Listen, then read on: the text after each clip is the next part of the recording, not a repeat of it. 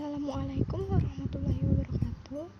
Nama saya Lifta Rahmidito dari kelas 12 MIPA 5. Di sini saya akan menjelaskan tentang pengaruh kemajuan iptek terhadap Negara Kesatuan Republik Indonesia. Sebelum itu, apa sih iptek? Iptek atau yang biasa kita kenal dengan ilmu pengetahuan dan teknologi adalah suatu ilmu yang mempelajari berbagai informasi dan pengetahuan mengenai teknologi yang terdapat di berbagai bidang. Dengan memanfaatkan berbagai teknologi, akan banyak manfaat yang didapatkan. Sekarang ini banyak sektor-sektor kehidupan yang dimana sangat membutuhkan dorongan dari berbagai teknologi untuk mencapai kemajuan. Selanjutnya, A. Mengidentifikasi pengaruh kemajuan iptek terhadap NKRI. Pada abad ke-20, rekayasa teknologi yang dikembangkan oleh manusia terus mengalami kemajuan, bahkan menuju kesempurnaan. Pada abad ini ditemukan beberapa alat yang sangat menunjang pada perkembangan dan kemajuan ilmu pengetahuan, seperti munculnya televisi, komputer, telepon, dan sebagainya. Selain itu, perkembangan teknologi transportasi juga semakin menunjukkan bahwa dunia ini tanpa batas. Alat-alat transportasi seperti mobil, kapal laut, dan pesawat udara seakan-akan membuat jarak antar daerah bahkan antar negara sekalipun semakin pendek dan bisa ditempuh hanya dengan hitungan jam, paling lama hitungan hari. Hal tersebut menunjukkan bahwa kemajuan iptek sedang dinikmati oleh seluruh masyarakat dunia, termasuk masyarakat Indonesia. Kemajuan iptek tentunya memberikan pengaruh bagi kehidupan sebuah bangsa, baik itu pengaruh positif maupun negatif. Berikut ini pengaruh positif dan negatif dari kemajuan iptek dalam berbagai aspek kehidupan. Ada aspek politik, ekonomi, sosial budaya, hukum, pertahanan, dan keamanan. Yang pertama ini pengaruh positif kemajuan iptek bagi kehidupan bermasyarakat dan bernegara. Yang A, ada aspek politik. Kemajuan iptek telah berhasil menanamkan nilai-nilai dalam kehidupan politik bangsa Indonesia yang selama ini dianggap tabu.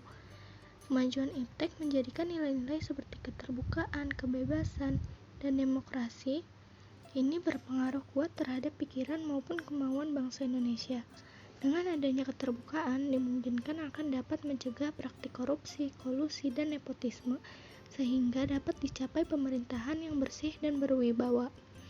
Dengan adanya pemerintahan yang demokratis, sangat dimungkinkan akan meningkatnya kualitas dan kuantitas partisipasi politik rakyat dalam penentuan kebijakan publik oleh pemerintah. Sementara itu, dengan adanya kebebasan, dalam arti kebebasan yang bertanggung jawab, maka setiap orang dapat meningkatkan kualitas dirinya dengan kreativitas dalam kehidupannya, tentu saja dalam hal-hal positif. Nah, yang B ini ada aspek ekonomi. Pengaruh positifnya itu yang pertama, makin meningkatnya investasi asing atau penanaman modal asing di negara kita.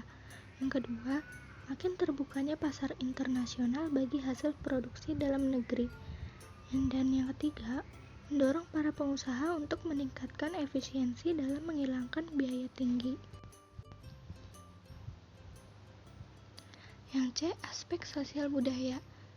Kemajuan teknologi dan informasi yang ditandai dengan munculnya internet dan makin canggihnya alat-alat komunikasi secara langsung telah mempermudah kita untuk memperoleh informasi dari belahan bumi lainnya. Dengan adanya informasi tersebut, kita bisa mencontoh atau belajar banyak dari tata nilai sosial budaya, cara hidup, pola berpikir yang baik, maupun ilmu pengetahuan dan teknologi dari bangsa lain yang telah maju untuk kemajuan kesejahteraan kita. Dan yang terakhir, pengaruh positif iptek dalam bidang hukum, pertahanan, dan keamanan. Yang dapat kita ambil diantaranya, yang pertama, makin menguatnya supremasi hukum, demokratisasi, dan tuntutan terhadap dilaksanakan hak asasi manusia. Yang kedua, menguatnya regulasi hukum dan pembuatan peraturan perundang-undangan yang memihak dan bermanfaat untuk kepentingan rakyat banyak. Yang ketiga, makin menguatnya tuntutan terhadap tugas-tugas penegak hukum seperti polisi, jaksa, hakim yang lebih profesional, transparan, dan dapat dipertanggungjawabkan.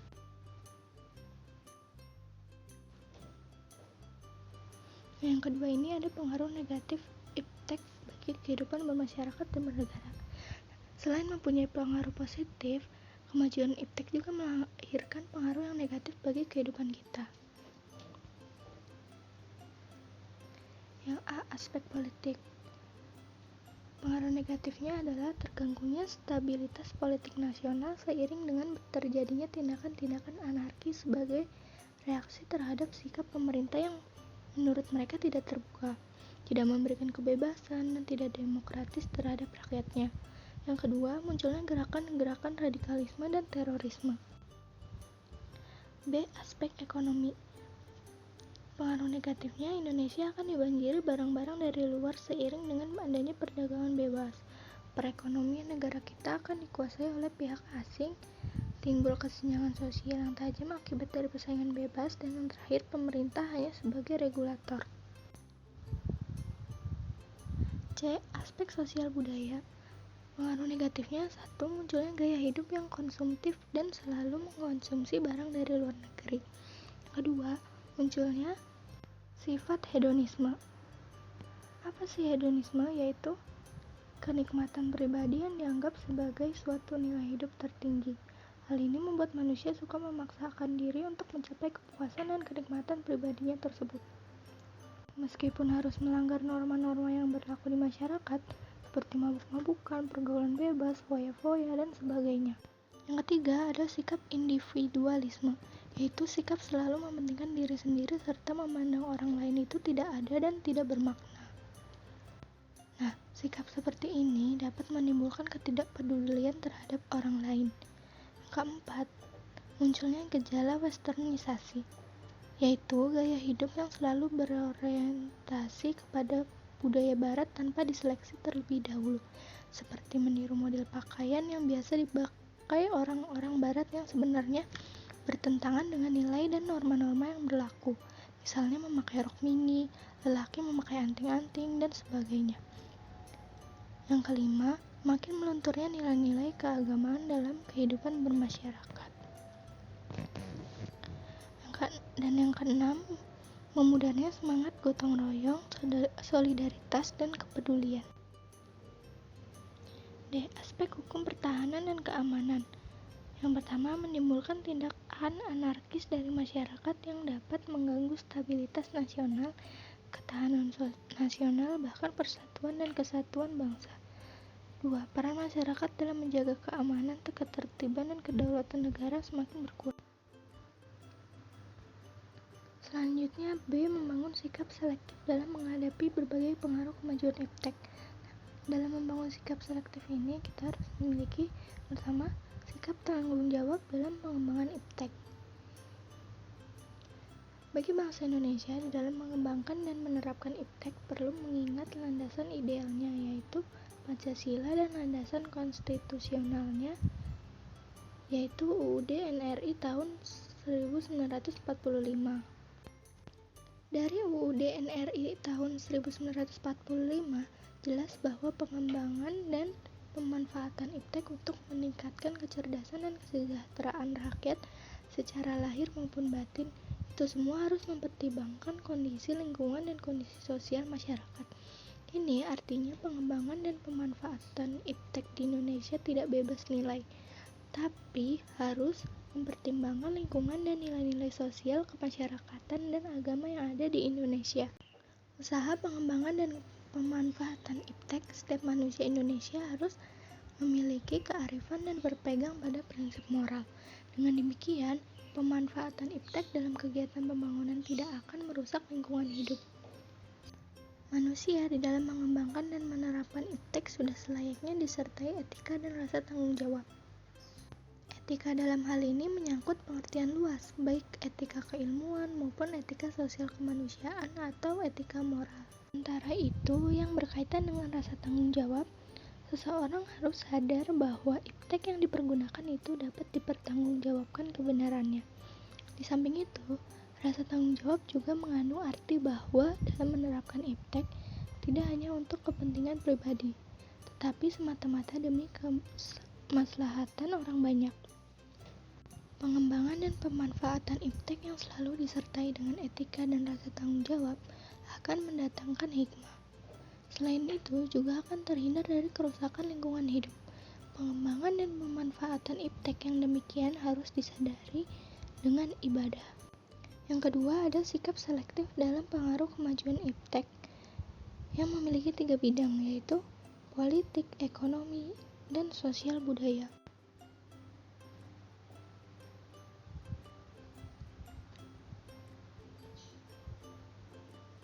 Yang A. Sikap selektif terhadap pengaruh kemajuan iptek di bidang politik.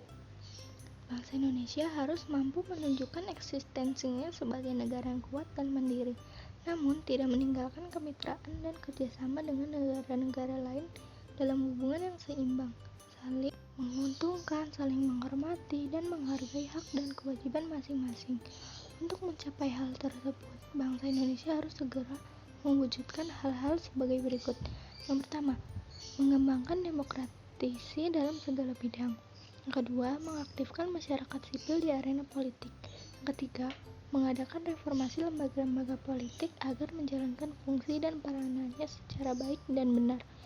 Yang keempat, memperkuat kepercayaan rakyat dengan cara menegakkan pemerintahan yang bersih.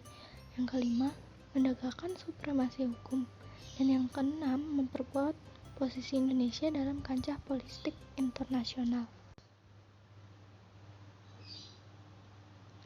B. Sikap selektif terhadap pengaruh kemajuan iptek di bidang ekonomi. Sistem ekonomi kerakyatan merupakan senjata ampuh untuk melumpuhkan pengaruh negatif dari kemajuan iptek dan memperkuat kemandirian bangsa kita dalam semua hal. Untuk mewujudkan hal tersebut, perlu kiranya segera diwujudkan hal-hal di bawah ini. Yang pertama, sistem ekonomi dikembangkan untuk memperkuat produksi domestik untuk pasar dalam negeri, sehingga memperkuat perekonomian rakyat. Yang kedua, pertanian dijadikan prioritas utama karena mayoritas penduduk Indonesia bermata pencaharian sebagai petani. Yang ketiga, industri-industri haruslah menggunakan bahan baku dari dalam negeri, sehingga tidak bergantung impor dari luar negeri. Yang keempat, diadakan perekonomian yang berorientasi pada kesejahteraan rakyat.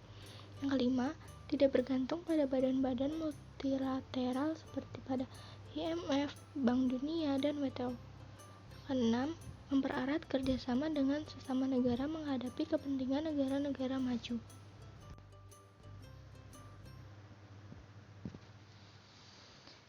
C. Sikap selektif terhadap pengaruh kemajuan iptek di bidang sosial budaya. Kemajuan iptek salah satunya ditandai dengan adanya kemajuan ilmu pengetahuan dan teknologi. Agar hal tersebut bersifat positif dan dapat diserap ke dalam budaya kehidupan kita sehari-hari, maka kita perlu mengusahakan perubahan nilai dan perilaku. Antara lain, yang pertama, terbuka terhadap inovasi dan perubahan. Yang kedua, berorientasi pada masa depan daripada masa lampau. Ketiga, dapat memanfaatkan kegunaan iptek. Keempat, menghargai pekerjaan sesuai dengan prestasi. Kelima, menggunakan potensi lingkungan secara tepat untuk pembangunan berkelanjutan. Dan yang keenam, menghargai dan menghormati hak asasi manusia. Nah, sikap selektif terhadap dampak kemajuan iptek dapat dipertegas salah satunya dengan meningkatkan daya saing Indonesia di dunia internasional. Kegiatan konkretnya adalah 1. Meningkatkan kualitas sumber daya manusia Indonesia, misalnya tingkat pendidikannya, derajat kesehatannya, dan tingkat kesejahteraannya. Yang kedua, meningkatkan komoditas ekonomi yang mutunya, jumlahnya, dan pasokannya serta harganya bersaing.